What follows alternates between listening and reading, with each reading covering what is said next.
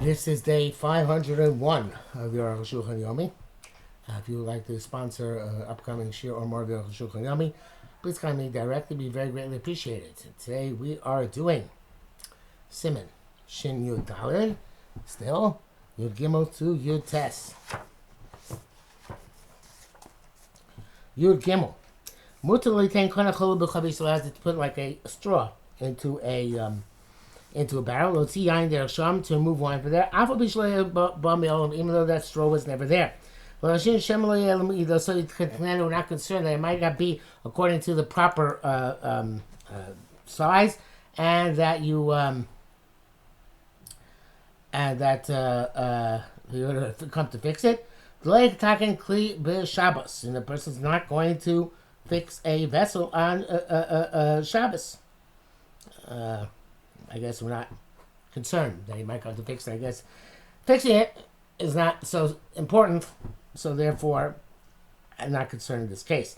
Also putting into the vessel is not like fixing a vessel. It's prepared this for this purpose. The Mishnah says, nevertheless, you should not. It would seem also to put it in, to plug it in a very fixed way, such as with pegs, because that would be like a Gemara Malacha. But also litain olesh ladas o shalilon acher bechavis lasos kemo marzev kidei shezuva yain derech sham.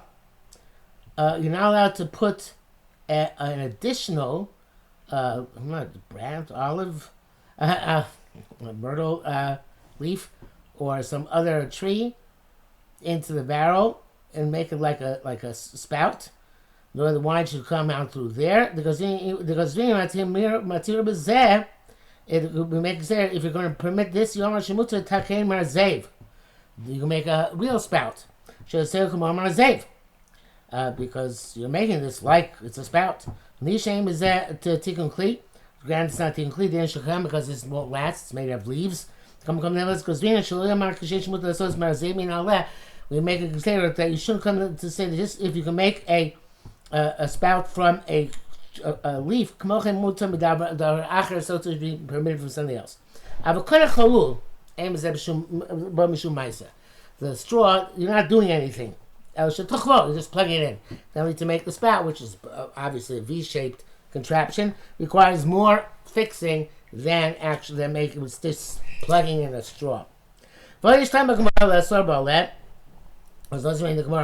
To forbid using a leaf, I just don't say how you would use hadassim leaves for this purpose. But however the case may be, because you might come to pluck it off the tree.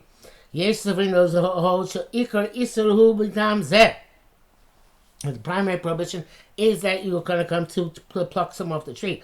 So if you have a lot already plucked up, the whole miktam, you're not going to come to pluck them off. That's the opinion of the Rosh and of the Tur.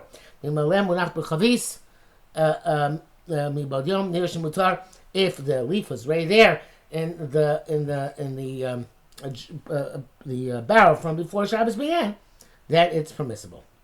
The Sharatzin says, if you're that heter, so if you have many plucked off the tree, it's okay. It's only if you have a lot of them, not just 2 or 3. Okay, and the Yudal. If you're allowed to slice off the top of the, decapitate the head of the barrel. And even allowed to take away part of the barrel itself when you are decapitating it. That's assuming that it's like a mustiki, where the barrel itself was broken already and then cemented back together again. I don't intend to make an opening. Since you're removing it, removing the entire top. But for some reason says this is only mutter for guests. I'm not sure why. In any event, Arukh HaShulchan does not say that here. So that requiring mustaki, of course, he said is the opinion of some Rishonim, but the Rambam and Rishonim, it doesn't even have to be with mustaki. It can be a complete whole barrel. And to decapitate the barrel is permitted, even according to the Tun Shulchan Aruch, if it's decapitate the barrel without taking some of the barrel away with it. Even according to the Tun Shulchan Aruch, even in a whole barrel, the lid is not considered to be connected to the barrel. But to make a hole in the side, whether it's in the side of the barrel, the side of the lid, I guess the lid has some thickness to it, also it's forbidden. The mitzvah violated Pesach on the side, you certainly have mind to make an opening. But Pesach also got Magufa, and opening is also even in the lid, even though it's not actually one unit with the barrel. The Pesach also and opening is also no matter where. But even if you use a spear, which make a great hole, it's also on the side. Even though it looks like it's breaking the barrel, not an opening. The self come because your intent is really to make an opening. But to make a hole in the lid on top, not on the side, that's mutter. The lav Pesach come you don't have mind to make an opening. You don't make an opening a lid on top. And you just remove the entire lid. Even the barrel is whole, you're allowed to make a hole in the lid no matter what. And Mishabur says, in this case, even there are no guests, like she talks about before required guests, and the Arukh HaShulchan doesn't have such a requirement. The reason why from the side it's considered to be like an opening is because the lid is intact, even though opening aside, and no dust and dirt will get into it. But the opening on top, then dust and dirt will get into it. So once you make the hole, you might as well take off the whole lid. So therefore you don't have a million opening. As opposed to the barrel itself. You can't it's there, even you're making a hole in the top of the barrel, evidently in the case where there's two layers. There's the top of the barrel and then a lid on top of it. So then if you make a hole in the barrel itself, then it's still making a hole because you have the roof on the lid on top of it, which is still protecting it. The mutter shekel pesach b'chavis is another opening in the barrel besides the one through the lid. Those who say no, even the barrel itself, you can make an opening on top under the lid. Because some dirt will get in, it's a taz, then it's the ikar. Arukh HaShulchan dismisses this. The yatsa la magufa, come on magufa rishon, you're going to make it a lid like you had originally. Magufa la magufa ain't Taurus. But you don't make lids for lids. So therefore you made a whole lid, that's not considered to be a hole but an opening. Okay, when it says God Avram, so the rabbis who came, they class like Arukh HaShulchan and Isha. Test Bob, Salim o Sakim, if you have baskets or sacks, sheishim and pears which have fruit inside them, ukshim perseim chavolim, and their tops are knotted closed with ropes. Because it's saying allowed to untie the ropes, it wasn't meant to be a permanent knot. They are only tied in order to move them. I feel even if it's difficult to untie them, you can cut the rope, or the string, I guess a better translation here, with a knife.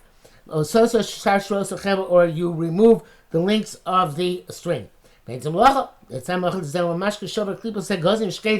is literally like breaking the shells of nuts or of almonds for the food which is in them. It's not a mekalka, which is also at least initially. That's when we're doing a malacha, but you're doing malacha in a way which is mechukal. Here it's not a malacha. If you have bundles of dates, dry dates or regular dates, you're allowed to untie or to undo or to cut. If you have seals in the ground, you can untie the knot. But in that case, since it's in the ground, it's more chomer because it looks like you're dealing with the ground. You can cut, you can untie, but you cannot unravel or cut. That's like breaking down a building. But if it's a seal on a vessel, you can use either any of these methods. There's no deconstruction in kalim in this manner.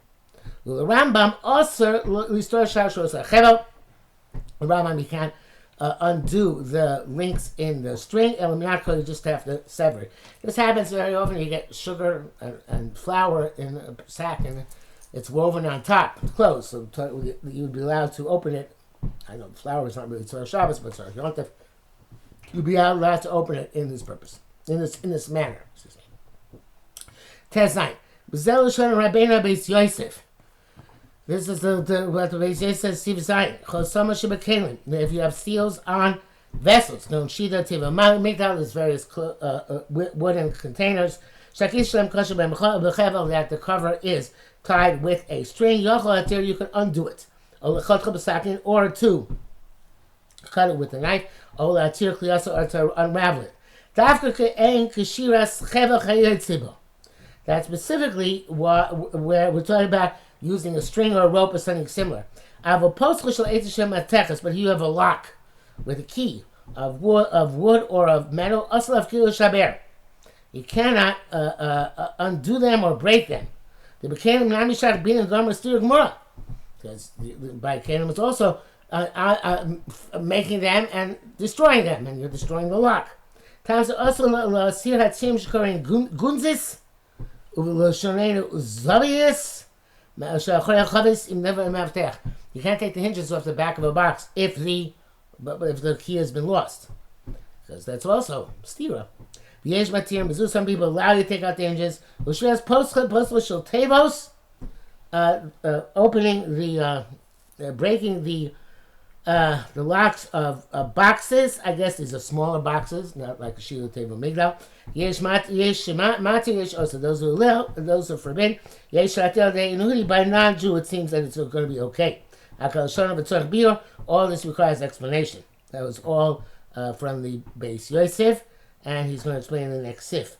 The Mishnah Berurah says, also about when you're breaking the lock, but to open it with a knife or with a needle, that's permitted, and that's permitted to jimmy the lock, I think it's called, even of the door of a house.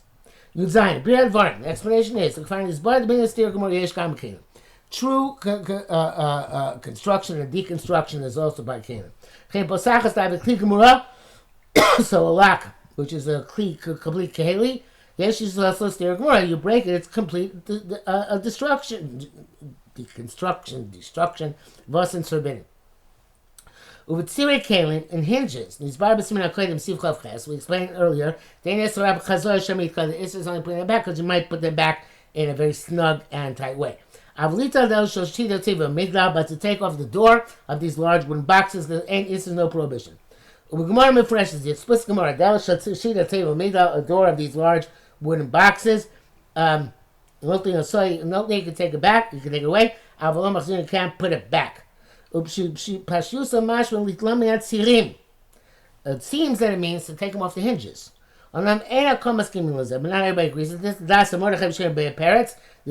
tzirim. That's only if there are no hinges. But to remove the hinges from them, or them from the hinges, have a stira gemura. That's considered to be a complete deconstruction. Kishvias posachas, like breaking the lock, also is forbidden. It's not like a lock which you have to break. When you take away the hinges, you're not breaking it. It's an inferior type of breaking, because it's obviously you can put it back very easily. Mutter is permissible. Bittul kli ain't bezeh. There's no issue of bittul kli here. Sharigam below tzim have a keli, even without the hinge, it's still keli. Miuzem shitin also lusumam al atzim likrovam b'mas meihim. You're definitely not allowed to put the doors on hinges and then fix them with nails. The zel vade masakin keli, that's certainly being masakin. The korban is the Torah. It seems close to the Torah. Mashiach is silu katzirim. So it's removing the hinges, having makalkel, and presumably it means even removing the hinges which were nailed on. Yuches, the sphere posachos also. That said that breaking a lock is also. Bivade zodas rosh is certainly the pin rosh. Avo basmak. Kasa the shgam is anything called as a machlekes. The issues matter those who permit this. It's really posachos came lomikes. But stira, that they hold that destroying the lock of a keli is not considered to be stira. It's possible that the permit also only permitted by the locks of small boxes, and not the large boxes, because that looks like you're breaking down the actual structure. And the ikar is like the rush rock, that you can't do it. By the large Shida Tiva Migdal only through a non-Jew. Also removing the hinges from Shida Tiva Migdal.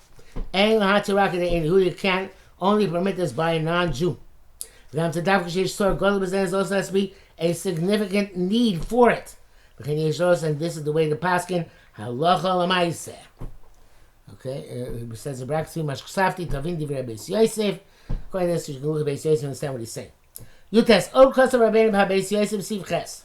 Chotlos shel tamarim shel grogos. These are the tied up baskets of fresh and dry dates. Imakrisu kosher b'chevel. If the covering is tied with a string or a rope, mati v'soisei shashus chevel, you can untie or destroy the links of the string, the chaytzach v'usakin, and cut them even with a knife. And even the actual sacks themselves. It's like breaking open nuts or almonds. This is not a chiddush. But that which he wrote, that you can even break the choslos themselves, you cut them when you cut the string. This seems to be astonishing, because how can you permit a kilkul of actual keli? That's why the Machronim, Avram, and El Rabbi write the chosos are not true keli. Veneer Shem Shogami, the story about cases where they're made out of hemp. Or Mishnah Berurah says they're made out of palm leaves, like baskets. Unkuvim, and the Shulchan says also have holes in them. In other words, they are made in a way which are not watertight, airtight. They're only made for the purpose of ripening the dates inside them. Really, the